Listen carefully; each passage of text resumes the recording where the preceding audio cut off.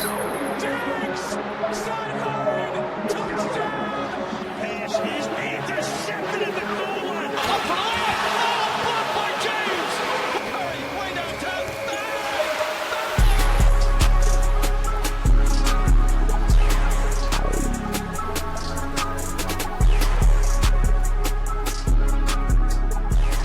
And welcome to the 2020 podcast, where hindsight is 2020, but the takes are always 10 out of 10.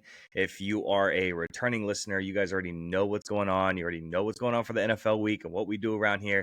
But if you're new here, my name is Jacob. I am the host of the 2020 podcast. Drew here is the co-host, and we are a sports-based podcast covering the NFL and the NBA. This is our NFL show. If you want to catch the NBA show, make sure you check us out live on Friday nights.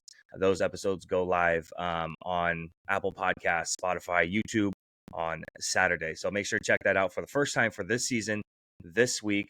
But before we get into anything, Drew, I got to ask, how's it going? We've been about as good as we talked about. we've been better. Yep. I mean, Yeah. listen, in a couple of days we play a football game, and if we win, we're number one in the division. So all that really matters is getting to the playoffs. The records don't matter, and frankly, nothing that happens in week 5 matters at week 20. So Yeah, no, I mean, absolutely. It's hard for us, both of us, looking at our respective teams and watching. I've texted you a multitude of not so nice things about the Cowboys and the last couple of weeks, including the text messages I sent yesterday. So I still stand by everything I say about the Cowboys and being uninspiring, and it's boring to watch them, and I'm not enjoying watching them right now. So, but that's not what this week is about. This week, we are going over our game of the week to start it out with, and then we have some additional stuff as well that I won't exactly spoil the new names for our segments. But game of the week, let's start there, and we're going to go ahead and cover the game of the week for every single podcast, every single show, and that is the Baltimore Ravens versus the Cincinnati Bengals, where the Ravens pulled out an overtime win over those Bengals. Before we get into our takeaways for the teams, let's go ahead and bring out our MVP and our unsung hero of the day. So, Drew, for you, who's the MVP? I think there's obvious choices here. For this one, I'm going to go with Derrick Henry. He just brings something to the table this year that the Ravens have not had in previous years. And what makes Lamar in the run game so dangerous right now is that spoiler alert, I don't play in the NFL. I'm not a professional football player. But I imagine as you're entering into the mindset that you're about to make a tackle, when you're staring down Derrick Henry and you're staring down Lamar Jackson, Drew, you disconnected yourself. And Drew hit the mute button for himself. I know there's a mute button sometimes on the top of your mic. Did you hit that? There you go. I Look at surely that. did. What the? Hey! That's freaking cool. Where was I at? What did I say? I was talking about being an NFL linebacker, right? There you go. Yep. I'm just saying when you gotta square up, get into your stance, and try to take Derrick Henry on versus trying to stay nimble and trying to stay quick to try to tackle Lamar. It's just those mesh points on the read action stuff. It's just very, very hard to defend, and we've seen it now at the highest of levels that it could possibly be. We've seen them blow leads to the Las Vegas Raiders, which they definitely should have lost that game. Shouldn't have lost that game. They shouldn't have lost week 1 against the Chiefs. They threw a game-winning play, and it was a quarter of an inch that cost them the game there. So this Ravens team is really on fire. Derrick Henry's been a massive part of that. And obviously Lamar went nuts also, but you got to pick 2 different people. So I'm going to go with Derrick Henry as my MVP. Yeah, obviously that huge run, the 51-yard run, obviously just kind of let them win that game at the very end there. But Lamar is obviously the other MVP choice for this game. 26 of 42, 348 yards, 4 touchdowns, and another 12 carries and 55 yards on the ground rushing. So Lamar all over the place. I think we're watching a Lamar Jackson that is somehow, some way, it feels like almost getting better. He played in a Greg Roman offense his first 5 years into the league. He played under Todd Monken last year, winning MVP. You can say what you want. Shouldn't have won, should have won, whatever. Doesn't really matter for this argument. But now in his second year, him gaining more controls and being more comfortable inside of this offense, it seems like he's being able to actually do what he wants here and gaining more control over his line, gaining more control over his passing concepts. So I think we're looking at a Lamar Jackson that's a much better player than last year, him getting more comfortable. And I would not put it past him to start loading another MVP season here pretty soon. So we might be already looking at it, and it's right in the midst of it, but we'll have to see in the coming week. So we got our MVP out of the way, but who's our unsung hero? Who's a guy that is not going to get all the big name recognition, or a guy who's not going to be like, hey, he's the guy who won us the game? Absolutely. Who's your unsung hero? I'm going to go with Justin Tucker on this one. He's gotten off to a rough start to start the season. I think he already has 3 or 4 missed field goals on the season, which is, he's had seasons where he hasn't missed 3 field goals the entire season. Obviously, he's getting a little older, but generally you would think it would be the power, not the accuracy, that would go on something like that. Right. And when it comes down to it, he made the field goal to win the game, and the Bengals didn't make the field goal to win the game. So at the end of the day, kicker, you saw it in the 49ers game. The 49ers had to go for it on 4th and 26 because they didn't trust their punter to kick a field goal. So it's not a position you think of until all of a sudden the game is on the line, or you aren't able to make a field goal. So I'm going to go with Justin Tucker on this one. Yeah, and I'm going to go ahead and go with the wide receiver, Rashad Bateman. I think he did a couple of really big things in this game. When a game is this close, every single drive matters. And so doing big things like for Rashad Bateman, 2nd and 10, he extended a drive in the first half, which it was just a clutch catch. 2nd and 10, extend the entire drive, which 5 plays later, he then caught a wide open touchdown pass. So he gets rewarded with stuff like that. But so again, extending it, then catching the touchdown pass. And then he had a gain where it looked like he should have been kind of just stopped but with about a 4 or 5 yard game. And then he really accelerated out for that 9 yards, really jump starting their final drive. So small little things like that is what really kind of pushes these small things and lets the superstars be superstars. So Bateman gets my unsung hero of the game. Looking at the teams as a whole now, the takeaways for both teams. Let's go and start with the winning team, the Baltimore Ravens. What did you think about the entire performance? Obviously, Lamar and Derek are really easy to talk about, but what about everything else? What do we think? Well, I mean, ultimately, their defense looked terrible. Yeah. That's based off of the final. And you know what's kind of funny about this is me and Jacob here, we talk about things before the podcast goes live. We text about it during the week. We talk about it before we go on. We talk about it after we get off. And there's always a question he asks every week. He says to me, hey, Drew, what do you want to do for game of the week? He didn't even ask me this week. He didn't even give me any opinion. He sent me the script over. He said, game of the week, Ravens Bengals. There was no argument on this. Obviously, you love to see a game like this where the points go crazy. The defense was terrible on both sides. It kind of a tough game for the Ravens defense. There's Roquan Smith and Kyle Hamilton and the players that they have over on that side. I think a lot of talent in that secondary for it to play as poor as it did. Yeah, Roquan Smith had like 14 tackles. You know, he had like maybe 13 tackles. He had an excellent game on paper, but they were just getting, frankly, the Bengals offense was doing whatever they wanted. The Ravens offense was doing whatever they wanted. And it just, there was no defense to be played in this game. Yeah, Roquan did have 15 tackles, by the way. You were right initially. That's just a stupid amount of tackles in today's NFL. It's just a stupid amount.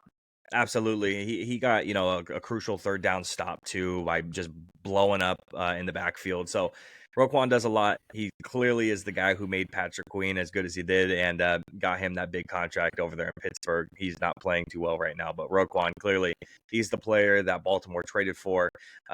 He's the player that you want on your team. He's the 2nd best linebacker in this league right now, right behind Fred Warner, but it's a very close 1A, 1B. So it's incredibly close for me. when it comes to the Ravens, I think my biggest takeaways outside the Lamar Jackson stuff, I already brought it up when it comes to how good he's playing, and we might be looking at another MVP season, and he's getting more comfortable in the offense in his second year under Todd Monken. And outside of that, I think fixing the snaps has to be a priority because I'm not sure what's going on with Lamar Jackson and Tyler Lindenbaum, but their exchanges, particularly the late stages of the game, looked really bad. The biggest highlight of the day, obviously, is Lamar Jackson's, stiff arm of Sam Hubbard, then crossbody throw, a yard or a foot away from the out of bounds line over to Isaiah Likely, right? That's the biggest highlight of the game. But there goes Drew messing with the stuff. But that all started because Lamar Jackson had a bobbled snap. So the entire thing started because of that. And then on the final drive of regulation, the Ravens had to burn a timeout because they couldn't get the snap off in time, even though Lamar Jackson was clapping his hands. And it seemed like Lamar was saying after the post-game stuff, he was saying that Lamar was trying to snap the ball while Tyler was trying to get the pass protection set. So there was a little bit of miscommunication there. And then obviously at the end of the game as well, there was a turnover that could have been costly, but it wasn't. But again, that's three separate times where we're talking about miscommunications, miscues, miss snaps, fumbling the ball away on snaps. So I think a lot of that, it's a little things in games like this that make the difference, right? I already talked about Rashad Bateman and the little things of the 2nd and 10 catch, and then catching the touchdown pass, and then getting the extra 4 yards. Stuff like that matters. So every individual snap in a game that you win in overtime by 3 points, that stuff matters. So if you can't fix the snaps, you might have issues way later down the line. Get it fixed now while we're about to go into week 6, not week 16. So that's my biggest takeaway for the Ravens is those snaps. What about for the Bengals? I know they lost, but there's obviously some stuff that needs to be talked about with them. Well, the thing about the Bengals is the one thing that was impressive for them on the defensive side is I think the Ravens really came into this game. They wanted to run the ball. And if you take away Derrick Henry's one run, he averaged less than 3 yards a carry. The Bengals got BJ Hill back. The run defense looked a lot better than it has in recent weeks. Now, that's the thing with Derrick Henry. Talked about it last week on the pod is he goes 2 yards in a cloud of dirt, 2 yards in a cloud of dust, 2 yards in a cloud of dust, and then he breaks it off for 50. He did the same exact thing tonight. I think he has 14 carries at only, 2.75 yards per carry. And then he goes for 50 in one given play, and so that's a sign of positive for the Bengals struggling defense. But then the negative to that is going to be at some point coming out of halftime, they just decided that they were going to put the ball in the hands of their 2-time MVP quarterback and make him just, go nuts with the passing game. And they were going to figure that out. Obviously, a lot to take away on the Bengals side in the offense. Offense looked great. Welcome back, Jamar Chase. Welcome back, T. Higgins. But again, this team, I harped on this in the offseason. I'm going to harp on it now. What would this team look like with a healthy Joe Mixon? Zach Moss has done absolutely nothing. Chase Brown has done absolutely nothing. Chase Brown's pretty much the leader on the team at this point when it comes to the running back position. He's already almost taken over the starting role. I mean, they're averaging, 3 yards a carry. It's just nothing dynamic. And Zach Taylor and his offense and everything he's supposed to bring to the table, obviously the offense showed out this week, especially in the passing game. But, if I picked Joey Burrow to be the MVP in the offseason, the reason why I picked him is because I thought he'd have to go for 500 yards and 5 touchdowns every week for his team to have a chance. Yeah. That's a direct quote. And unfortunately, this week they put up 38 and they lost the game. And that's just got to be heartbreaking for him. It's got to be heartbreaking for the team, the fan base, all that. Yeah, no, I mean, this is 3 straight games of 30 plus for the Bengals, but they're taking losses against the Commanders, which the Commanders are the Commanders right now, and they're taking loss against the Ravens too as well. So the offense is doing their job. Jamar Chase is doing his job, right? We might talk about him a little bit later. Unfortunately for them as well is it's an injury concern is my biggest takeaway for them. You lose Dax Hill to injury now, right? Dax Hill plays a safety spot / nickel spot. So he kind of plays all over the place. He's that dynamic safety, plays all over the place for the Bengals defense. But you lose him, and now you're losing him for the entire year. So that's the reports that have already come out. Dax Hill's he's done. He's done for the year. And it's huge because when it comes to Cam Taylor-Britt, he's hot and cold over the last couple of weeks. He probably has the best pick over the year when he did that crazy one-handed pick crazy. But that's cool. But again, he's up and down when it comes to his coverage. So having Dax Hill on that team is massive for them. Now, with him being out, it's definitely going to be hurting a little bit. Amarius Mims also needed the cart to leave the field. He came back, but leaving on the cart is not a great sign. So hopefully it's nothing super structural with him, and hopefully that he can continue to play. Trent Brown's already out, so they spend a lot on the offensive line when it comes to draft capital and actual money itself. If you have those two guys out, those are your two starting tackles, and you're going to have an issue there. So do you know that's my biggest thing. Joe Burrow is at a 73% completion rating. He has 1,300 passing yards. He has 12 touchdowns and 2 picks. He has been fantastic. Yeah. And they've won one football game. Absolutely. Yeah, it's a little disappointing, but, I think when it comes to the problems and trying to dissect on what the issue is really here, we can save that for a little bit later when we talk about if a coaching change needs to happen there in Cincinnati or if it's something else. You telling me that defense could use Bill Belichick? Is that what you're telling me? I know we talked about that one time. We got the Bengals fans were excited. They were like, "Yes, please get rid of Zach." Zach Taylor's still riding high on his Super Bowl appearance that was roughly 16 years ago. So. Right. All right. Well, we're gonna go ahead and we're gonna have to move on. And I'm not sure if you can hear that, Drew, but that's our Week 5 heat check, baby. And this is where we check in with the hottest players around the NFL on the defensive side, the offensive side, and we give a special shout out, spotlight to those rookies that we've been paying very close attention to for 10 months now, it feels like. So again, this is our heat check. This was formerly our players of the week, calling it something different so you guys can have a little bit different flair, I guess we can call it, but something different, something fun. So I want to go ahead and look at the defensive side first. A couple of guys who really showed out this week. I don't think there was as big as performance as there's been for the first 4 weeks, where I felt like I was choosing like 5 or 6 guys and really having to dwindle it down.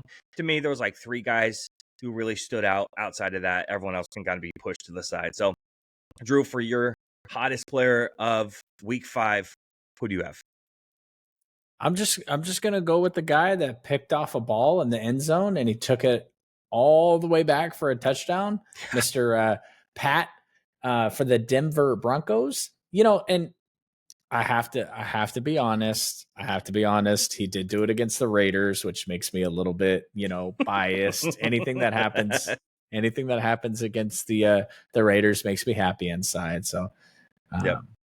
No, Mr. Patrick Surtain, it was crazy watching him run down the field. I'm like, my goodness, look at this man gallop. He looks like Derrick Henry out there with that big old he's gliding strong. Yeah, I'm just like, wow, look at this guy go.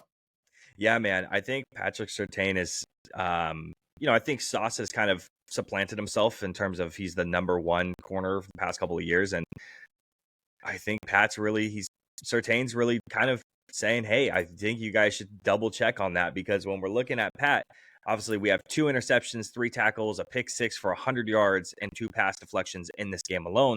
When you're looking at the other previous couple of weeks too, you have DK Metcalf, you have George Pickens, you have Mike Evans, and you have Garrett Wilson. Those guys have a combined 87 routes for 7 catches and 75 yards allowed for those 4 guys combined. So if you want to just kind of recontextualize that a little bit, that means Patrick Surtain has more interception return yards than he has allowed yards on receptions, and 0 touchdowns allowed. Another thing, a guy we might talk about a little bit later, is when it comes to Brock Bowers. Brock Bowers had a great game. He was fantastic. He was also targeted 2 times when Patrick Surtain was the nearest defender. And you all know what happened during those 2 times? 2 interceptions. He just doesn't let it. When he's near the ball, when it comes to the best player on the offensive side, he just kind of shuts that guy down. He's been doing it for the past couple of years, but I feel like he's taking that to a whole nother level this year. Seriously, like, I want to keep a very close eye on what he does for the next couple of weeks. Corners don't win depoys. He needs to have some crazy stats and be able to shut guys down at the same time. If he can make that case, it's going to be exciting to watch for the Defensive Player of the Year. I mean, oftentimes the best defensive player doesn't win the depoy. It's the guy that has the most sacks. Yeah. Yep. Because there's been some middle linebacker performances over the years that are just absolutely, when you have middle linebacker taking away the whole middle of the field, when you have a shutdown corner taking a whole half of the field, that's kind of what made Deron Bland did last year crazy, because it was like, why are we still throwing at this guy? Right. Like, if you targeted Darrelle Revis as often as everyone else got targeted, how many interceptions would he have in his career? It was called Revis Island for a reason. It's hard for these guys to get the counting stats to get the award, but we know who the true dogs are out there. Absolutely. For the hottest defensive player of the week for me, I'm going to give it out to, there's two guys who can go back and forth with this one, but I think I'm going to give it to Kobe Turner. He had 6 tackles, 1 forced fumble, a pass deflection, 2 sacks, and 2 tackles for a loss. So kind of all over the place for a guy on the line. Again, getting a pass deflection, a forced fumble, 2 sacks, and 2 tackles for a loss on there. The other guy I also considered, got to give a shout out to the big guys on the interior. Probably is the best interior defender right now. Dexter Lawrence, 4 tackles, 3 sacks, and 2 tackles for a loss, helping that New York Giants do an upset against the Seattle Seahawks. So both those guys pretty close, but I would just give it the slight edge to Kobe if I wasn't giving it to Pat. Looking on the other side of the ball, though, on the offensive side, there's a handful of guys we can talk about here. I feel like there's 4 quarterbacks that you can kind of throw in there that really had decent performances, but only a couple of wide receivers really could throw their hat in there. So one guy I'll throw in is Jamar Chase, 10 catches, 193 yards, and 2 touchdowns on the day. So he almost eclipsed that 200 point. He's had a past couple of weeks, 2 weeks, he's had good games. So Jamar's really kind of coming around after he had his whole stint with his whole contract situation. I'm glad that's over. He's focusing on the ball game, and he's really showing you why he deserves that contract. Also, T. Higgins back in the lineup and healthy and actually being able to contribute fully. That is huge for Jamar Chase, and that proves it the past couple of weeks as well. So hopefully we're not going to see some type of, I don't want to jinx it, but like some type of downplay for him. Don't next jinx year it if T's gone. So I feel like you jinx people all the time. I may. Who was your boy from the Bucks that you mentioned last week? From the Bucks that I mentioned last He's week. like 77 years old. Oh yeah, Levante. Levante got torched this week. That dude gave up like 12 catches for 90 yards or something stupid. He realized he was old again. So right, he forgot. When you look at the Bengals, not to harp on this, I know we'll talk about them a little bit later, but I honestly, with the way they're playing and how they're not winning all of these things, I almost don't blame the front office for not giving T. Higgins the contracts he wants, because you're going to pay Jamar Chase $200 million, you're going to pay T. Higgins $160 million, and you're still losing. Yeah, they got to invest some money on the defensive side of the ball for certain. No, absolutely, I agree with you. When it comes to those offensive guys, who's the hottest player of the week for you for week 5? I wanted to go with a guy that, we talk about him as if he's arrived, and he really hasn't done much yet. And then he had this massive game, and that's going to be Drake London for the Atlanta Falcons. He caught 12 of 13 targets. He had 150 yards and a touchdown. And then the coolest thing happened, he gets hurt and he comes off the field for one play. And then this dude that's been in the league for a million years and only had one catch this season houses the ball, and to win the game, and he's in tears. And it was great. It was a great game to watch. And Kirk Cousins picked apart that defense. He just picked them apart. Now I know they got a bunch of injuries, but I'm going to go with Drake London. Shout out, having a huge game. That team is filled with what ifs. That team is filled with Bijan. We think Bijan is a superstar, but he's losing carries to Tyler Algier, and we think Kyle Pitts is the next whatever. We've never really seen a player like him before, but he's not really doing anything. Shout out to him. I think he had 50 or 60 yards this week. And then Drake London, we just assume, but then he hasn't even been Kirk's favorite target. The number 2 out there has been, what's his name? Darnell Mooney. Damn. I hate when I do that. But yeah, shout out to Drake London. It wasn't the biggest performance of the week on offense, but it was definitely the most surprising, considering the fact that he hadn't put up a stat like that previously, stat line like that. Before we get into our rookies, question about Kirk Cousins, 42 of 59, 509 yards and 4 touchdowns, obviously huge week. But when it comes to his first couple of weeks of performance and now, how much stock do we put into the quarterback play for the first 4 weeks compared to this week?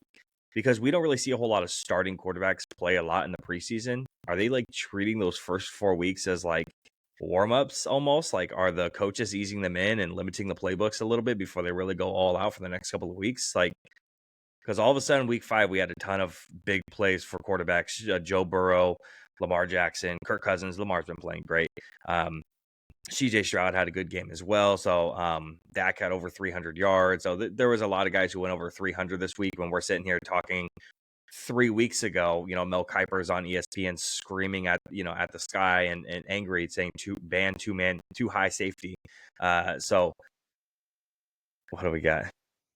This is Jay Gruden, Kirk Cousins' offensive coordinator when he was with the Washington football team. At least we got a 3rd-round supplemental draft pick for Kirk.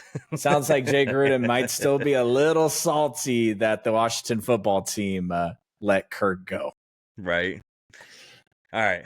Moving into our hottest rookies. To answer your question, I apologize. Yeah. I honestly don't take much of anything that happens with Kirk this season as what's going to be his, what he's going to be going forward. Obviously, the flip side of that is Michael Penix sitting on the bench, but you're talking about a player that didn't move well to begin with. Then he has an Achilles injury. Look at Aaron Rodgers. Aaron Rodgers looks absolutely terrible. Yeah. Like, now that he can't move, I'm gonna give the viewers a little spoiler alert. Aaron Rodgers is going to be able to throw the football the way he does 20 years from now. Yeah. I guarantee you that Jerry Rice could still get out there and run in a straight line. Aaron Rodgers is going to be able to zip the ball like he has for the rest of his life, but the mobility is gone. Yeah. And it's not coming back at age 40. And similar to Kirk Cousins, you come off that injury, the first 4 weeks, you throw him in the trash because everybody was anointing the Saints, the playoff team in that division. Now they're 2-3. Now all of a sudden you look at the standings now, it's like, well, the Falcons are on a roll and they've dropped a couple games and they've gotten battle tested, and their defense, they got AJ Terrell out there. They got a terrific safety. They had the NFL Defense Player of the Week last week.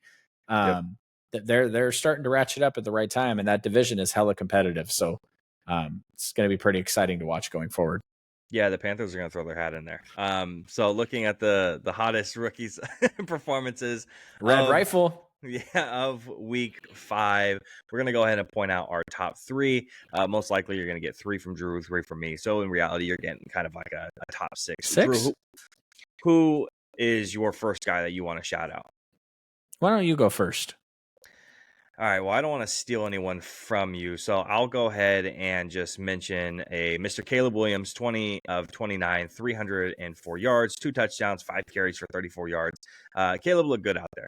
At the end of the day, he looked great, and I hope he did against, a poor passing defense. But at the end of the day, he played well. 5 weeks into the season, his 5th game in the league, and he really showed out. So we talked a little bit about Caleb and the Chicago Bears and the play calling and how piss poor it's been. So to have Caleb actually have a good game and look like what he's supposed to look like has been exciting to watch. So shout out Caleb for my first one. Yeah, I'll stay quarterback. We've talked about him every week, it feels like, and we're going to continue to talk about Mr. Jaden Daniels. What really impressed me this week is that he didn't have the 85% completion rating performance. He did have a pick, in the end zone, in the red zone. And he just did what he needed to do for his team to win. Yep. And they are 4-1. They're looking impressive. They have a massive game this week against a big-time opponent. So we're going to find out a lot about Mr. Jaden against a really, really good, we think, defense, although it just got shredded. Yep. Don't think it's getting shredded 2 weeks in a row. So we'll definitely see what's coming. But Jaden Daniels has been fantastic. I was all over him in the offseason. I loved him to death. And even I was not picking and I love Adam Peters. I love everything they've done in Washington. I've told you multiple times, you got to watch out for them. They're going to be a force going forward. I didn't see 4-1. No, not like this.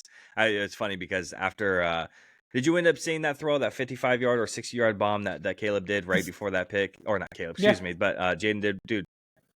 I was just saying, like, oh yeah, Jaden just had the second best throw, in the NFL, right behind, obviously the week 1, a throw with dude, I'm totally spaced. Quarterback for the Colts. Anthony Richardson off his back foot. Yeah, off his back foot. Still probably the What best throw of the college year. did he go to, though? Miami. Yeah, see, I can always remember the colleges. I can always remember the Texas kid. You know, the Texas kid. But yeah, but he does it like the next week after. And something Drew brought up too is when he was always arguing with me. Again, I was not a big Jaden Daniels supporter, but something that Drew always brought up, he's like, he's the most accurate quarterback in college. Like, you look at everything, it's translating very comfortably translating, and these deep bombs that he's having, it's kind of incredible to see how much he puts it on the money. And you're going, God damn, man, like, it's just, you can't put it any better than where he's putting it week in and week out. The second guy I'm going to go ahead and go forward with is I'm going to go, we already mentioned him last week, so actually I'm going to skip over him. I'm going to go a different direction. I'm going to go Tyrone Tracy, running back for the New York Giants. 18 carries, 129 yards.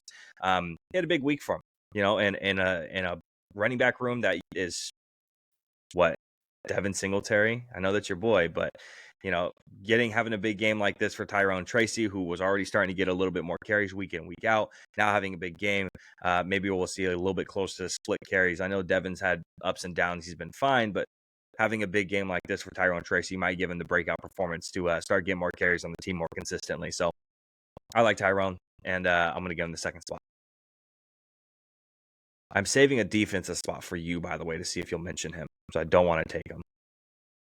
I'm not, because I'm going to continue to mention Brock Bowers on this podcast every week until he tears his ACL or retires from the game of football as the greatest tight end to ever play. Yeah. And in year 2 or 3, when he switches to wide receiver, a la Jimmy Graham, that way he could get paid more, I'm still going to support him then. So I'm going to support Brock Bowers. He continues to be one of the highest rated rookies on the field. He continues to be one of the best tight ends in the NFL, which the tight end play this year has not been great. Shout out to Mark Andrews. He came back to life this week. I think he had 50 or 60 yards on four catches on 5 targets. But Travis Brock has just been tonight too. He did, which, I wanted to know if it was going to go Xavier Worthy strong in this game. And clearly Xavier Worthy and his route tree is just so incredibly limited that, they did have that little dope play they ran with Travis Kelce in the backfield and pitched it to him for a 3-yard touchdown. Right. But the tight end play has not been great. Brock Bowers has been great. Yep. Well, the last one I was leaving off for Drew because it was his guy in the pre-draft process, and I wanted to see if he was going to take him. He had his first sack of his career, so I wanted to throw him out there. Edgerrin Cooper had 5 tackles, 1 sack, and a tackle for a loss this week. So wanted to give him a shout out for having his first sack of his career. There's another guy who also had his first sack of his career, but the 5 tackles and the tackle for a loss additionally also kind of gave him the edge over an Austin Booker out there in Chicago. So giving it to Edgerrin Cooper for that third spot for me. Yeah, I'm going to go with the player that we haven't talked about yet. Matter of fact, I just mentioned Xavier Worthy, so it'll be fitting that I mention this name next. But Mr. A.D. Mitchell for the Colts, they've been talking about him getting a bigger role, and he definitely had a bigger role this week. He had some weird things. He was slipping all over the field, but he got targeted 7 times in the game. I think that probably has a lot to do with Flacco and it not being Anthony Richardson. So we'll see if it'll continue. But there's obviously how explosive that offense can be is going to be tough with injuries to Jonathan Taylor and Anthony Richardson. But A.D. Mitchell was still one of my favorites in the pre-draft process, even though I took Xavier Worthy over him and people hated me for that. I want to see these guys that we spend a lot of time talking about do big things, and I'm especially interested in the wide receivers, especially the ones that were taken before our first round pick that has yet to play a snap, although it's not his fault. He got shot. Yep. Shout out to A.D. Mitchell. Yeah, and then speaking of wide receivers too, shout out Jordan Whittington, who also had a good game. So another guy I just wanted to throw a shout out to as well. That dude's on the come up. Yep. No, he's been awesome. There's a couple other guys who are out there who had big games too. Tyke Smith, safety from the Bucks, had a big game too. Again, Austin Booker I mentioned. Brian Thomas blew up, and he could have been mentioned, but obviously we like to give shout outs to a couple of guys who haven't had big games yet and end up doing something nice for week 5. So those are our hottest rookies of the week. And not only that, that ends our heat check for week 5. It was a lot of fun, but good. Whoever that dude is for the New York Giants that blocked that kick and made the Seahawks lose, he's my player of the week. I don't even know who the hell he is. I don't either. Hey, so I know you didn't catch the full game tonight, but there's this guy. Did you see the Kalen Sanders play? No, I didn't. I don't think he's I did, like at least. He's oh, like wait, the big dude? The 330 pound. I did. Yeah, I did. So, that was awesome. His brother is a dancer for Taylor Swift. Is he really? Yeah, backup that's dancer. Funny. So they're doing this big highlight thing on his brother. And then Travis Kelce catches the ball and this dude tackles him. Mm-hmm. Right. And then Patrick Mahomes goes to throw that slant to Juju Smith-Schuster, and then he intercepts the ball and gets up to like 17 miles an hour and runs it all the way out to like the 40 or something. Right after they'd done a feature on his brother. It was like they put the feature up. They showed, of course, they want to put Taylor Swift on the screen as much as they can. Right. And then he has this massive play, and I'm like, the NFL is scripted, man. There's the proof. Right. Well, those are our hottest players of week 5, and not everyone can be winners around here. Someone has to be a loser, and that's when they go inside of our dog house. All right, Drew, dog house for week 5. Do you want to go first? You want me to go? You could go. All right. I think this one has to be pretty evident. He probably should be in the doghouse for a multitude of reasons, not just his play on the field, but Deshaun Watson and the entire Cleveland Browns organization need to go inside of the doghouse, not just for week 5, but for the entire season and last season and the season before that. I think Watson just stinks at football. At the end of the day, you don't even have to go into any further depth than that. You could just say he stinks at football, and everyone's like, oh, yeah, no, absolutely. His throws are inaccurate. He ran into the pressure half the time on all of his throws. He made terrible decisions with the football. He ended the game with a QBR of 8.5. No, wait, hold on. That's not his worst performance for the season. 7.6 was his worst in a week 1 loss against the Cowboys. That's 2 single-digit QBRs for this year. Listen, he is a NFL record holder now. Okay. Do you know what the record is? No, I want to know. He just set the NFL record for the least amount of yards thrown per completion through the first 5 games of an NFL season. See, that's history, dog. Yeah. Yeah. Build him a statue. Okay. So, did you see the play where the Browns were all on the field on 4th down and Stefanski was trying to call in a play and he just walked off the field? Yeah, he just walked off. He's like, nah, not today. My toe hurts. I got to go. He's done. He has cramps. Listen, I got to take my phone over to the side of the beam. I got to take my phone over to the sideline here, and I got to deposit my check that I just got, the 1.9 million a game you're paying me. That way the funds will clear by after the game so I can go see. Oh, almost got canceled. Yeah, you stop there. Quick question from the YouTube chat. Stash Kendre Miller, running back for the Saints. He's been hurt in and out. From what I hear, when it comes to the Saints and those running backs, they don't like him very much, and he's not liked out there for Dennis Allen. That's not a guy I would go with because he's kind of getting close to that chopping block. He's super developmental. I wouldn't mess with him too much. I don't think he's worth a stash. That's me personally. Getting back to the doghouse, though, and getting back to Deshaun Watson, his best QBR through 5 games this season is 37.1. To put that in perspective, Gardner Minshew just got benched. Hey, how come you didn't ask for my feedback on the fantasy football idea? Oh, no, go ahead if you want to. I don't have feedback on fantasy football. All I do is get fantasy football leagues canceled. So don't ask me about anything fantasy football related. Oh, man.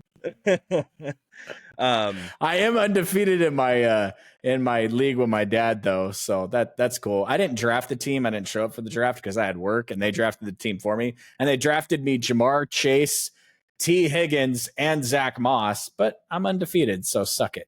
There you go. So again, his QBR 37.1 is his best throughout the 5 games of the season.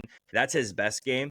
Gardner Minshew's worst game is still better than that, and he just got benched. And Deshaun has not been benched yet. And you have a guy like Jameis Winston backing you up. He can go 30 for 30 on the season, 30 picks, 30 touchdowns. But at least he'll get something going.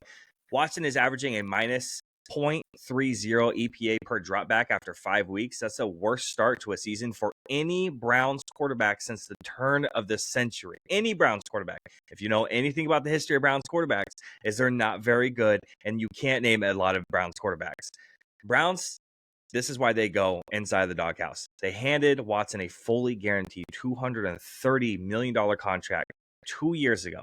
Now you're locked into that for 3 more seasons. It could get worse, it feels like, financially, because you can't cut him, because if you cut him, then you're out $172.9 million in cap space, and he's not going to take a pay cut, especially for a guy where if he looks at his horizons, he's going to say, I don't know if I'm going to be starting in the NFL. I'm probably never going to get a big contract ever again. I'm not going to go ahead and take a pay cut, because if they cut me, they still owe me all of that money because it's a fully guaranteed deal. He's not going to want to restructure. So again, Deshaun Watson for his play, and the Cleveland Browns for signing this dude and now being locked in for a couple more years. They go inside of my doghouse. Who goes in yours? Staying on yours for a second. Okay, go ahead. Do you know what his cap hit the next 2 years is? $72.9 million. $73 million. Dude, crazy. No, it's absolutely bonkers, bro. And then you got Dan Orlovsky on TV saying that the Cleveland Browns is the worst situation in pro sports. And if you want to see a situation where the head coach has absolutely zero say on who's getting on the field, look at the Browns. Yeah. The head coach, you would think, would want to save his job at this point. Like, Jameis Winston is a suitable backup. Yeah. Now, I'm okay to see the Browns continue to fail, because someone told me they were going to make the playoffs over the Bills this year. So I'm super happy to see. What's up? Was that you? I forgot. I'm sorry. I don't know. Who else is back there? Who you got in studio? Because just so you know, Justin Fields left the studio for me. Justin Fields is out there doing big things and almost stealing games away from the Cowboys. So, yeah. So my roof doghouse of the week is going to go to. Now, this may sound funny because I'm going to look up the stat. Oh, yeah. Yeah, while we're waiting for Drew.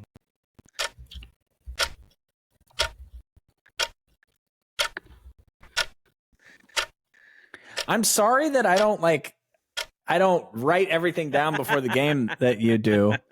All right. Yeah. The man that's going to my doghouse this week is currently second in the league in rushing yards, and that's going to be Jordan Mason, because I don't care how many yards you have. I don't care. When you fumble the football, it doesn't matter what you've done that game. And when your fumble causes your team to lose to a division opponent that you're beating by 10, and I don't care that the kicker was hurt. I don't care about any of that. Yeah. You're stopped 3 yards behind the line of scrimmage, and you stay up and you're battling for what? To get an extra half a yard, to get an extra yard. I don't know if you saw the play, but they run the ball to the left behind Trent Williams. He gets hit 3 yards behind that. And then he's fighting. And then he gets smacked in the face mask. And as the hand is dragged down his face mask, it knocks the ball loose, right? Probably should have been a penalty, but I don't play those games. Just, he's got 2 fumbles on the year, and it cost us a football game. So Jordan Mason goes into my doghouse. Now he's in there alone because Brandon Ayuk got his ass out. Yep. Brandon Ayuk showed out this week. So finally, which I'll be honest with you, I think has more to do with Kyle Shanahan not scheming anything around him as kind of a punishment for him than anything. But they put the scheme on him this week, which you could clearly see because Debo didn't do much. Juwan Jennings didn't do much scheme-wise. And, Jordan Mason's in the doghouse with Deshaun Watson, which that's not a place I'd want to be. Fitting that the Cleveland Browns are the dog pound and their quarterback's in the doghouse. Yep, Deshaun Watson, Jordan Mason, and Diddy. All right. Moving on past our doghouse. I love doing the power rankings week in and week out because sometimes it gets really, really difficult. And this is a week I feel like I had a lot of movers and shakers. Only one new team inside of my power rankings, but a lot of movers and shakers inside of there as Drew does his dance. This is our That's me moving and shaking. top 10 power rankings for week 5. Before we get into it, though, I have 3 teams that just missed the cut, and that's going to be the Pittsburgh Steelers, who did just lose against the Dallas Cowboys, the Philadelphia Eagles, who did not play, so they were already just missing the cut. They didn't do anything to bounce inside that top 10. And our new number 11 spot is going to be the San Francisco 49ers, just missing just outside that top 10. So is anyone missing the cut for you before we get into it? Based off of the mathematics here, I think I have the Buccaneers at 11 because the 49ers are still in. Okay. Yeah. And the reason for that is simply just going to be head-to-head matchups. If the 49ers played the Packers today, if the 49ers played the Commanders today, if the 49ers played the Falcons today, I'm taking the 49ers in all those games. They got 2 losses this year where they were up 10 in the fourth quarter and rooskied their ball away to losses against division opponents. And then they have a quality loss against the Vikings. So nothing that's happened in the first 5 weeks of the season has any bearing on what's going to happen to the playoffs. And they're going to get their players back and get healthy.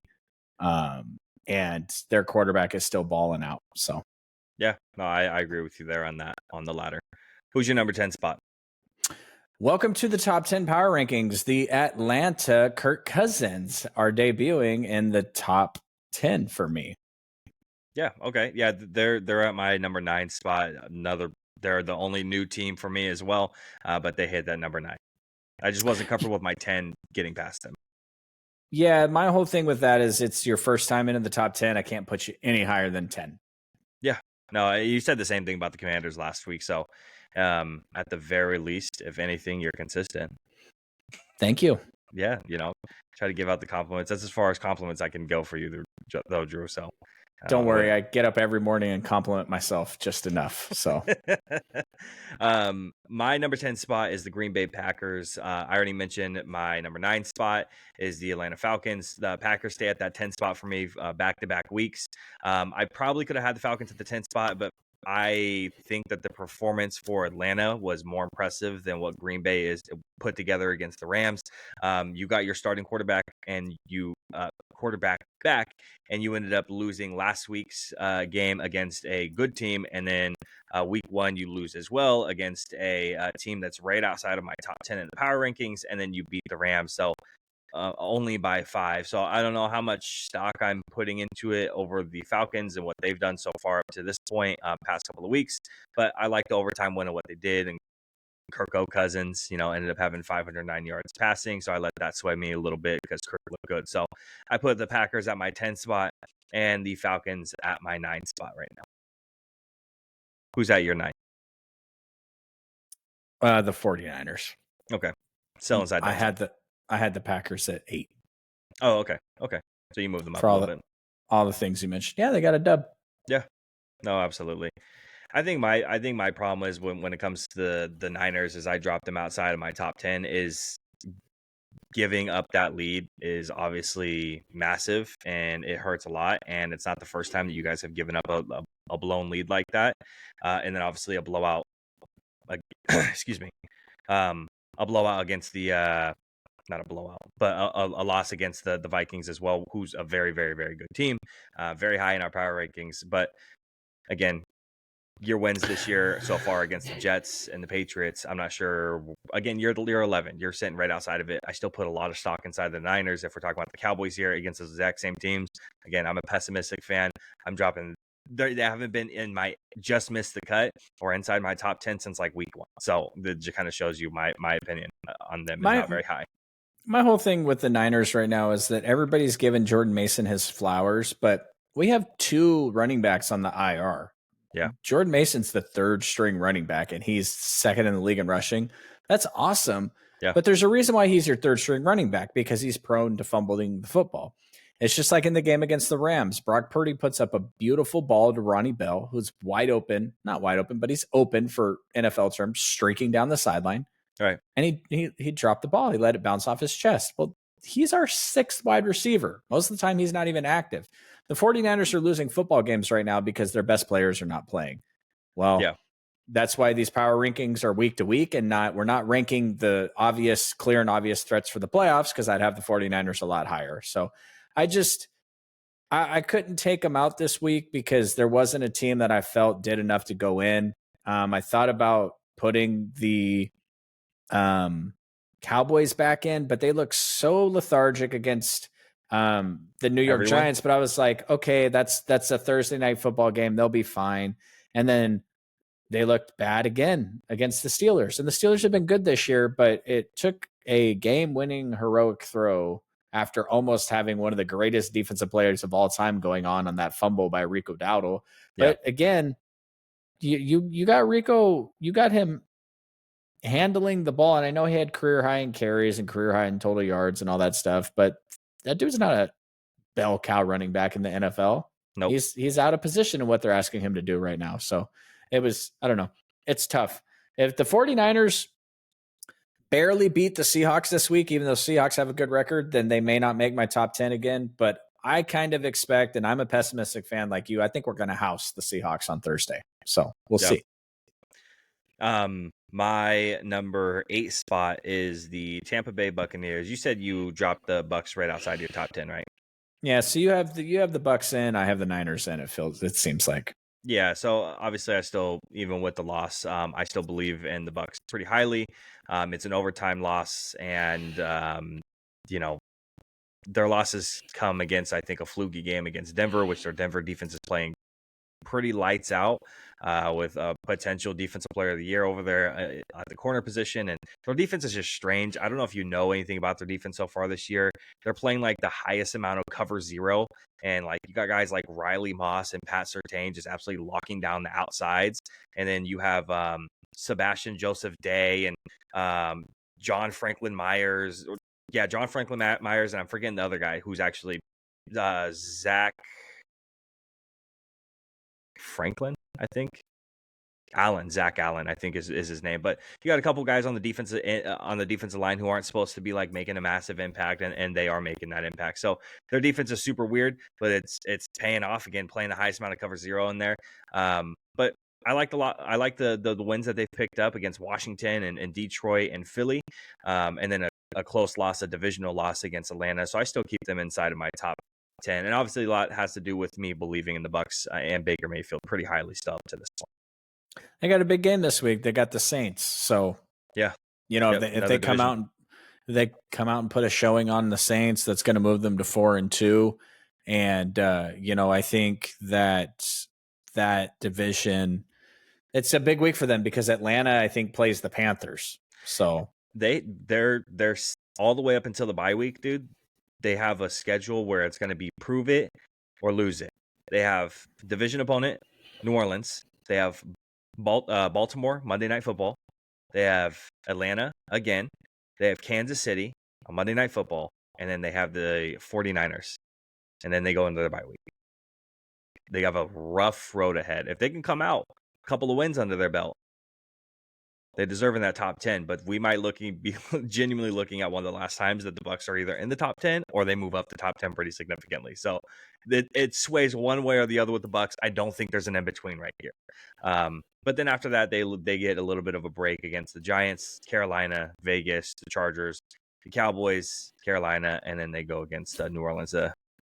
Yeah, I said a break. And then, New Orleans to end out their season. So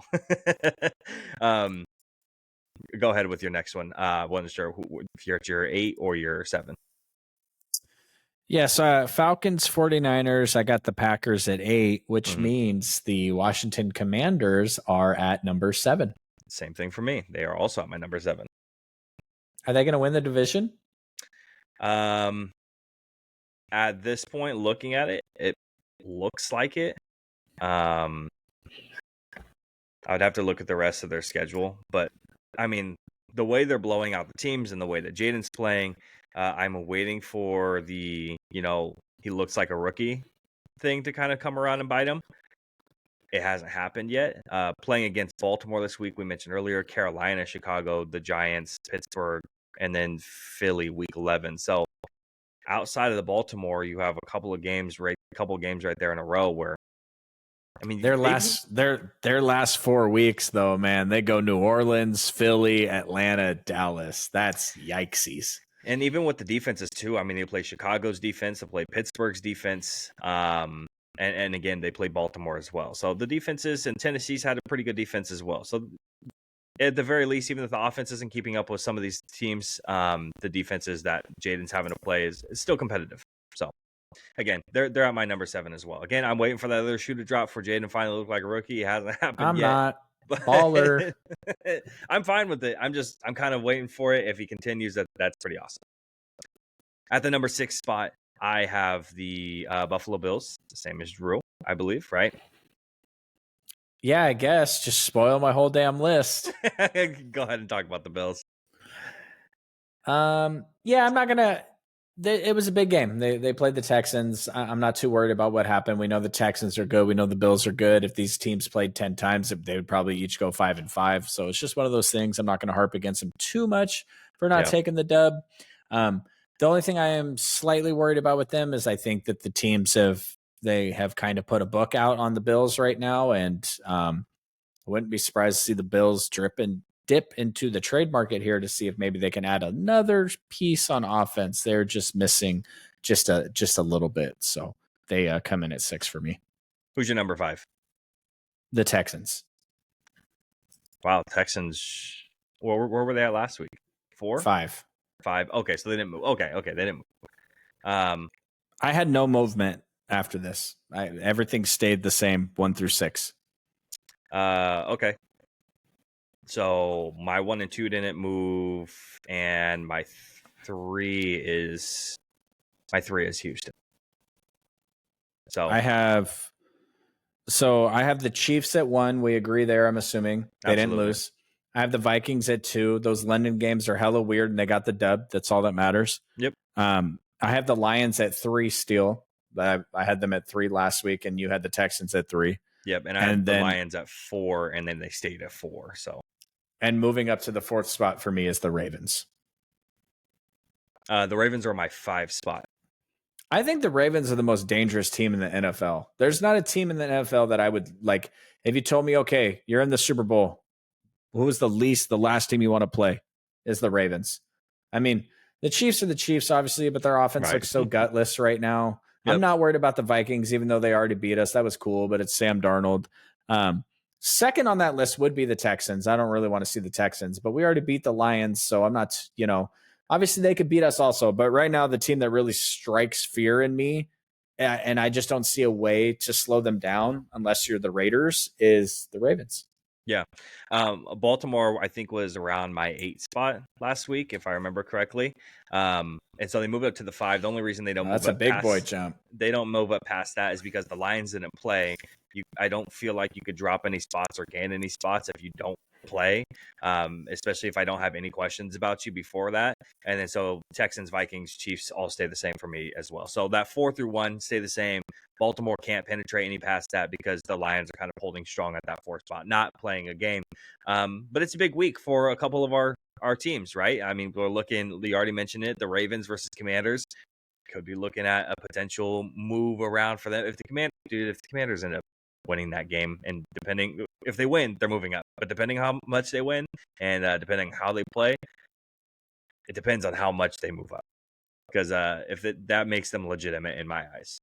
Are you predicting the Washington Commanders to beat the Baltimore Ravens? I don't know. I feel like we might have to talk about that a little bit later for the upset of the week. Okay. Seems suspicious. But I think that's it for our top 5, right? I mean, we don't really have to talk about the rest of the guys. I mean, Texans, and we're going to talk about a little bit later on how much we're concerned about how they're winning a little bit later on. The Vikings, you already talked about. They pulled out a win at the end of the day in London, so not concerned about them. They still hold strong that 2 spot, and the Chiefs haven't lost, so they can't move down. If the Chiefs lost tonight, Vikings move up at the end of the day. But So the rest of that stays strong. Anything else on those power rankings before we move on to our other headlines? No, there's a couple big games this week that could have some potential movement. As you mentioned, Detroit's playing Dallas. If Dallas beats Detroit, Yeah, they can jump back in. they could jump back in. Obviously the aforementioned Washington Baltimore game. We got the division game with the Bucks and the New Orleans Saints. Yep. We got a division game with the Seattle Seahawks and the 49ers. If the Seahawks come out and just smash the 49ers, maybe they're trying to crawl back in. So going to be an interesting week for the top 10 rankings. Yeah, and I'll throw another one in there. Arizona and Green Bay. I don't think you mentioned, but that one as well. If Arizona can pull out a win, I think it gives credence to maybe them either just missing the cut or sneaking it. Yeah, their offense has been awful. Yeah. The Cardinals, Kyler Murray's like 170 yards a game. Like, I don't even know how we lost that game. Besides that fumble, it's just the stupidity of it. I just couldn't even. And I'm sitting there crying myself. I'm by myself on Sunday watching this football game that I'm supposed to be enjoying with a dear friend of mine who didn't show up. And I'm just like, this is an awful football game. Dallas looks terrible. Like, I'm tired of watching terrible football. Like, right. And then you guys won, so I can't even talk crap. Like, my team lost and your team won. I hate when that happens. I get enough of that during the basketball season. Well, I'm glad that we're talking about the NFC West. I want to move on to the other headlines for Week 5.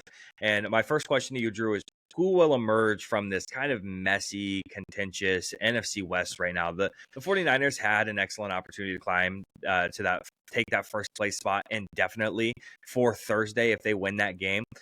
But unfortunately, even if you guys win, there's still 2 division losses that are going to kind of put all of that on hold. So we're going to have to look at Sunday to see how that shakes out. Loss at Arizona Cardinals puts you guys into 3rd place, even with a win over Seattle. Again, those 2 division losses are going to factor into how the seeding is going to look. The Seahawks are in control, but given how early into the season we are and no one's really pulling away at this moment, and they just lost to the Giants, again, that's wide open there, and Seattle's yet to play a division opponent, so a loss on Thursday would hurt them pretty significantly. When it comes to the Cardinals, win over the 49ers puts them at 2-3, and 2 divisional wins against the Rams and against the 49ers, which respectively gives them the tiebreaker. So Seattle 49ers meet on Thursday night. Who's going to emerge out of all of this NFC West kind of mess right now? Because the Rams are supposed to be a lot better than they were. The 49ers are supposed to be more dominant than what they are right now.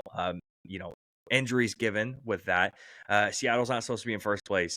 And the Cardinals, I feel like, are just about where they are. So who's coming out on top on here? Bro, I'm not worried about this. This is bang, bang, Niner gang all the way, bro. We'll be back in the playoffs like we do every year. And talk to me about the schedule, man. We got the Chiefs. We got the Cowboys. We got the Lions this year. We got the Bills this year. We got the Buccaneers this year. It doesn't matter, man. We step up when it's biggest.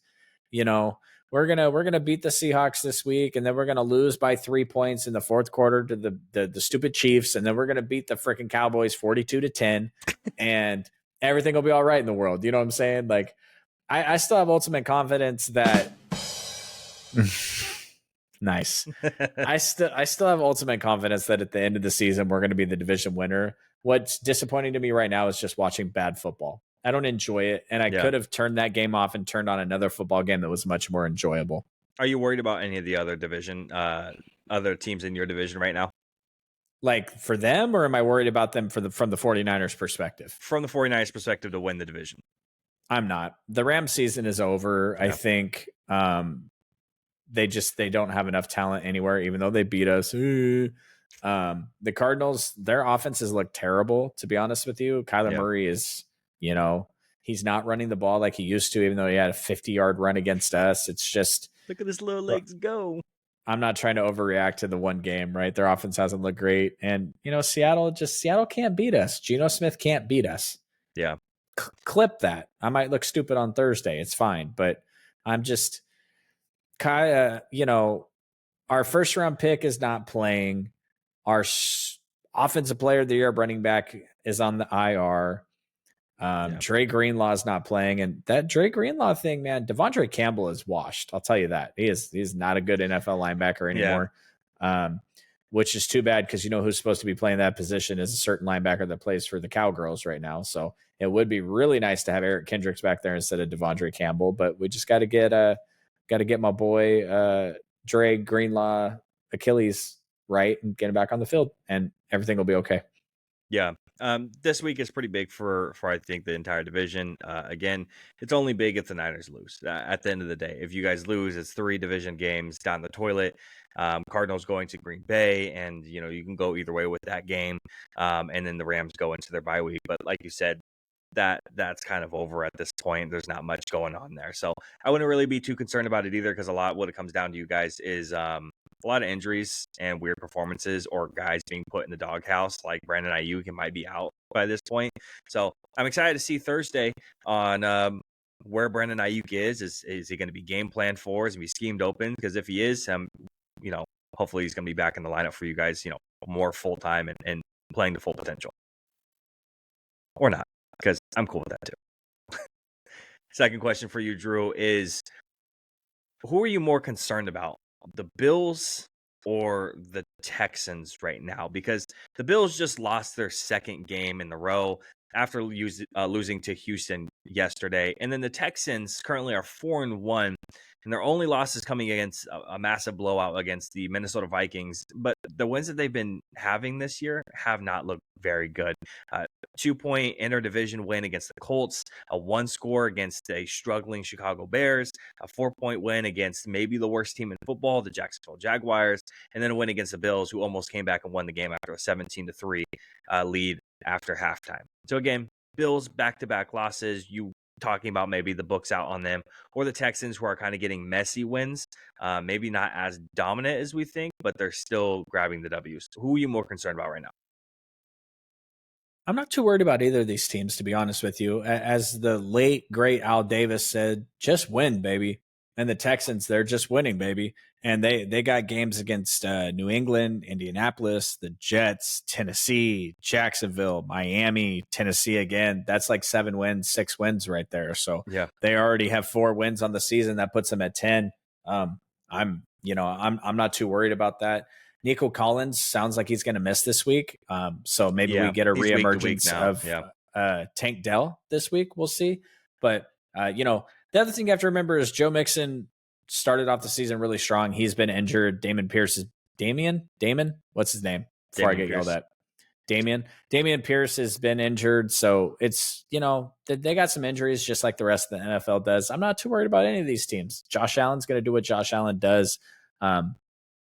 And frankly, look at the power rankings, I would have bigger question marks on like the Lions and the Vikings than I do the Texans and the Bills at this point.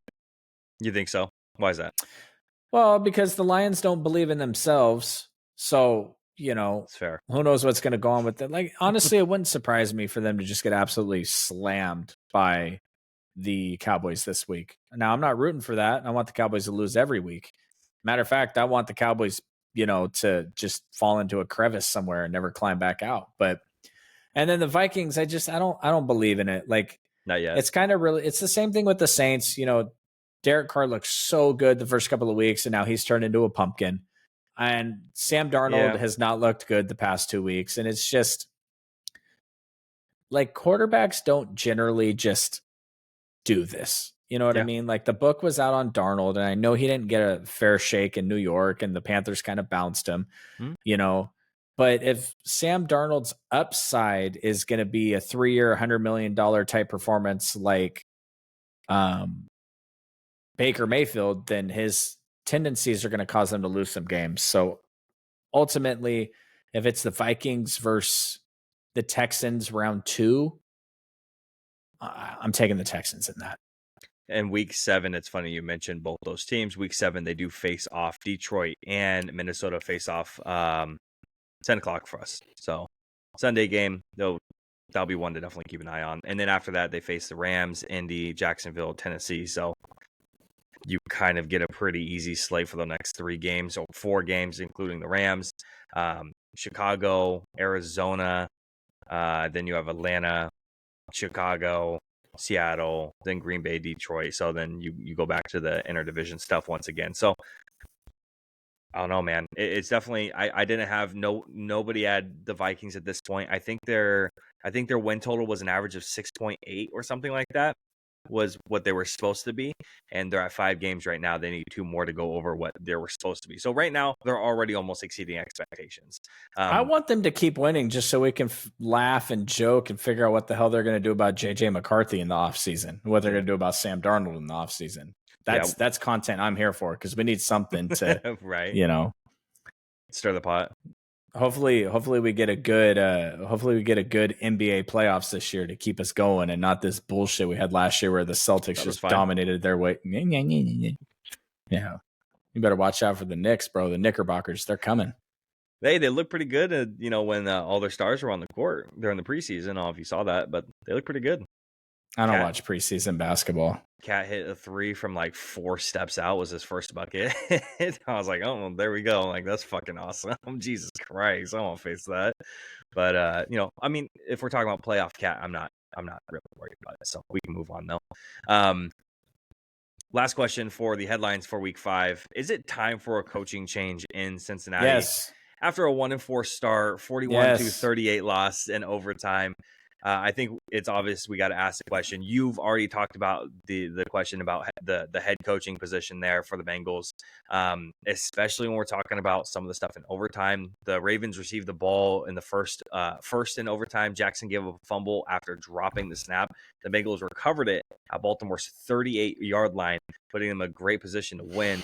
Specifically, I saw a post on Instagram that said, "Oh, and that's game for the Cincinnati Bengals." And instead of putting the ball in, his $55 million a year quarterback's hands, who was already red hot, and then maybe throwing it around to Jamar Chase, who had 193 yards in the air. So maybe instead of doing that, they wanted to hand it off 3 straight times to Chase Brown. I mean, maybe Zach Moss would have been better. That would have made Drew a little bit happy at least. And then the Bengals missed the game-winning field goal on 4th down. So, and then giving the ball back to Baltimore and then losing the game. You already answered the question. Time to make a coaching change in Cincinnati at this point for you, huh?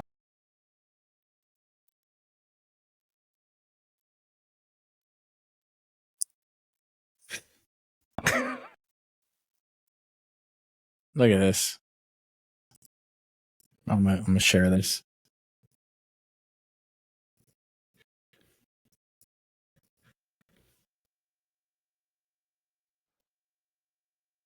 What does he say?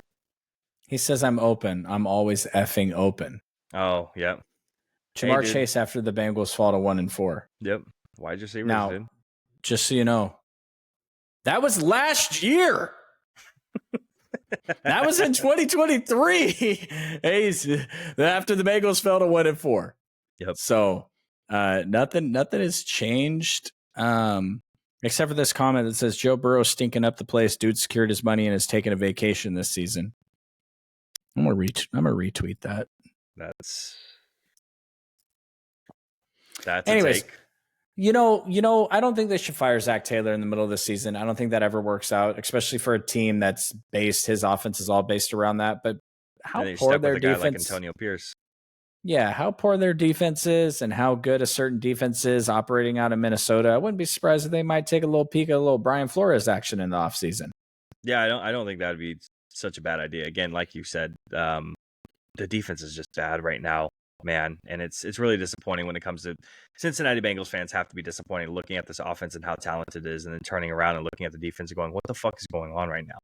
It sucks, And it's not like you could have gone anywhere else in terms of the first round of the draft. You had to draft a tackle. You had to draft someone, and I don't think they took the wrong guy at that spot. Amarius Mims, super raw project, big athletic freak guy. So I don't think they took the wrong guy there at that point. You got to take someone to protect Joe Burrow, and I think this is probably the best offensive line that Joe Burrow has had up to this point, and it's still not fantastic. It's still like a middling, like between I think 14 to 18 rank is where they are for an offensive line as a collective. So not fantastic still, but still the best offensive line that Joe Burrow has up to this point. And, we're seeing what he can do with that type of talent around him. And again, the defense just sucks. And again, you lose a guy like Dax Hill.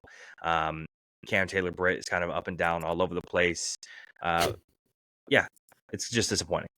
So Anything else to say about the Cincinnati Bengals or any of the other headlines before we move on to our snap decisions? No, I just think that there's so much talent on that team that something has to change. And I mean, they're, maybe you fire your defensive coordinator, try to fire up the team somehow. I don't know. Yeah. Maybe they should call the Jets and see if Hassan Reddick wants to come play. I guess. I mean, I think it's. Could it's money at that it point. hurt at this point? I mean, Do they have the cap for it? Doesn't matter. Any NFL team has the cap for it if they want to have the cap for it. Yeah. I mean, well, we don't have cap for Derrick Henry, so I don't know, man. But you guys went all in, so of course you didn't have cap for Derrick Henry. You went all in on Eric Kendricks and Dalvin Cook and Linval Joseph and Jordan Phillips, dude. Yeah, that's where all our money went to vet minimums. I thought about doing your defensive player of the week. Who was that safety that was all over the place? What was his name? The one that got dogged by George Pickens at the end of the game. Our nickel corner. Jordan Lewis. Yeah. Yeah, Jordan Lewis. He was a menace in that game. Almost put him as an honorable mention for the heat check. Yeah, Jordan's been good for years now, and no one really ever talks about him. So he's kind of like just a forgettable guy. The dude's been around in the league since like Dez got drafted, and he was challenging Dez to one-on-ones. I mean, he got burnt by Dez, but he was challenging the Dez in practices constantly to one-on-one. So, but yeah, Jordan's been in the league for a couple of years. He's been super consistent as the nickel corner. But yeah, he's been pretty awesome. All right, Drew, pretty excited about this next one. You love hot takes. You love to not know about what's coming next. Hot take cannon is primed and ready. And we're looking at our snap decisions. This is a brand new segment for us where I'm going to ask Drew 5 questions. He has no idea what these questions are, and that it has to be on the fly, and he has to come up with an answer. Please don't ask me how much I weigh. Okay. Are you going to be truthful about it? Nope. I'm a liar. All right. We'll start soft. Will this be Lamar Jackson's best year yet? Yes. Should there be a quarterback change in Vegas? Yes. Over or under 7.5 interceptions for Xavier McKinney to finish the season? Ooh, under. Is Jaden Daniels a top 10 quarterback already? No. Oh, okay. And fill in the blank. The biggest disappointment in the NFL this year is Achilles tendonitis. There it is. I love that. Do you want to elaborate on any one of those? I'll give you the floor to elaborate. I don't feel good about the Jaden Daniels thing, but I don't think he's top 10 yet. You know what's funny about that is I have on my screen, is Jaden Daniels a top 10 quarterback already? And then I was like, I'm not sure if you're going to say yes or no. So then I put top 8 question, top 6 question. I was going to see how far I could push you to see if I could push you into a corner. So you like, no. I was like, damn it. Damn. I mean, let's do this exercise. Is Dak better than Jaden Daniels? I mean, I would say yes. Okay. Jared Goff? Yeah. Okay. Jordan Love? No, not right now. Okay. Baker? No. Kirk? Even with the performance, no. Derek Carr? No. Okay. Geno Smith?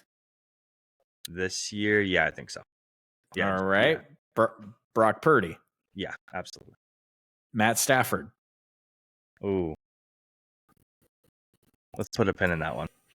Okay. Josh Allen? Yeah. Aaron Rodgers? No. Lamar? Yes. Yep. Okay. Joey Burrow? Yep. Okay. CJ Stroud? Yep. Okay. Patrick Mahomes? Yep. Justin Herbert? Yep. That's 9. Yeah. Yeah. So we put a pin in Matt Stafford. Wait, you got 9. I have 10. What about Jalen Hurts? He's better than Hurts this year. Okay. I have Dak, Goff, Geno, Brock, Josh, Lamar, Joe, CJ, Mahomes, Herbert. What about Sam Darnold? Ooh. Ooh. They're 5-0, dog. Yeah, but he has all the weapons. And Jaden doesn't. Jaden is a weapon. That's the thing. That's close. That's what Jaden being what he is why he's successful. Yeah, damn. I mean, Jaden's teetering. He's already on the cusp of the top 10 quarterback conversation. Listen, the fact that we had to do what we just did and name out all those quarterbacks just shows you how good of a question it was that you came up with and how incredible that, frankly, CJ Stroud also. Like, that's fantastic. Yeah. Yeah. But it also goes to show you how far Caleb has to go to try to crack that top 10. Because, oof. Yep, it's definitely going to be a while. Absolutely. All right, what was the first question? Let's go back. Let's recap this. Will this be Lamar Jackson's best year yet? Oh, yeah, he's getting MVP part 3. Should there be a quarterback change in Vegas? See, I don't know how I feel about that because we saw Aiden O'Connell last year and everybody's like, oh, the Raiders beat the Chiefs and he didn't complete a fucking pass in quarter 2, 3, or 4. So should they sure. They should also do a coaching change. They should trade Devontae Adams and Max Crosby tomorrow, which Devontae Adams had a couple of media things scheduled for tomorrow. And one of the guys tweeted out and was like, oh, he's got some stuff going on. Yep, so saw that. maybe some Devontae magic next week or tomorrow. Yeah. Not next week. That'd be fun. Yeah, they should just gut that team, the Raiders. So I don't really think the quarterback's going to. The problem is much like the Dallas Cowboys, they got the corpse of Mattison, who's like one of the worst running backs in the league, and whatever Zamir White's doing back there. Yeah, yep. And they just let Josh Jacobs walk, who was also a free agent that you guys could have signed, BT Dubs. We didn't have the money for it. What does this team look like if Derrick Henry is a Dallas Cowboy? A lot better. Yeah. If you had signed Derrick Henry in the offseason, if you traded for T. Higgins. I don't even want to do this. And you could have done that all just by signing Dak early and lowering that cap hit. I digress. What was the second question after the Raiders? What was the third question? Over under 7.5 interceptions for Xavier McKinney to finish the season. I'm going to go under. I know he has a pick in every game he's played, right? Yep. I just assume at some point people are going to be smart and stop throwing to him. Obviously, They didn't do that with Duran last year, so maybe they won't. But generally, it's really hard to get those high level picks, those high number picks, just because teams wise up. Yeah. Although this last pick that he had in this last game, he wasn't targeted. He came over. He wasn't the primary coverage. They must have been in some type of zone or whatever. He came over and picked off the ball. So maybe he will get there. Yeah. I kind of that'll be an interesting one to watch. And then the biggest disappointment in the NFL this year is Achilles tendonitis. That was good. I like that. I was wondering where you're going to go with it because it's a fill in the blank. What's yours? Being a Cowboys fan.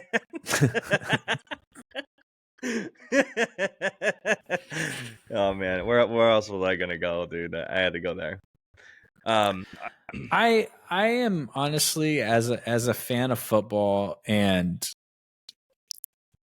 wanting to see certain teams and certain players in certain situations have success. Like for instance, I'm full-heartedly behind the Patriots and not playing Drake May. That offensive line is terrible. They're going to get that dude killed. There's no benching Bryce Young, man. That just sucks. Yep. Like, what are you playing for at this point? Like you're not developing. Like, it's you and the Cleveland Browns, and you're racing for what? Shador? Because Shador's not a number 1 overall quarterback pick.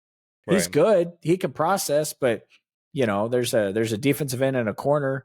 I mean, it's going to be Andy Dalton thrown to Travis Hunter next year. Like what? It reeks of, just like with the Browns, it reeks of owners meddling and stuff that they shouldn't meddle with. They should let the football people run the football stuff. Yep. No, absolutely. Well, that was our Snap Decisions new segment for this week of the NFL. And the last thing that we have, the same thing we have every single week, the very last thing, and that is our upset of the week. Drew, I wanted to hand you the keys first, and I wanted to see where you were going to go ahead and go. Are you giving me the keys first because I'm winning? Why didn't you throw the records out there? Huh? Huh? So I am 1-4, and you are 2-3. And just so you know, I'm 2-3 because I'm starting to pick hard ones, so you could try to catch up with me. And my only one win was a hard one.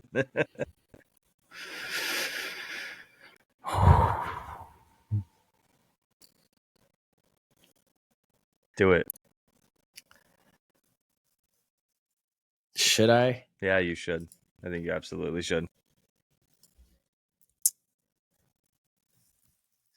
All right. This week, there is going to be a matchup between the greatest dual threat quarterback in the history of the game, Lamar Jackson, and they're going to welcome in the first place Washington Commanders.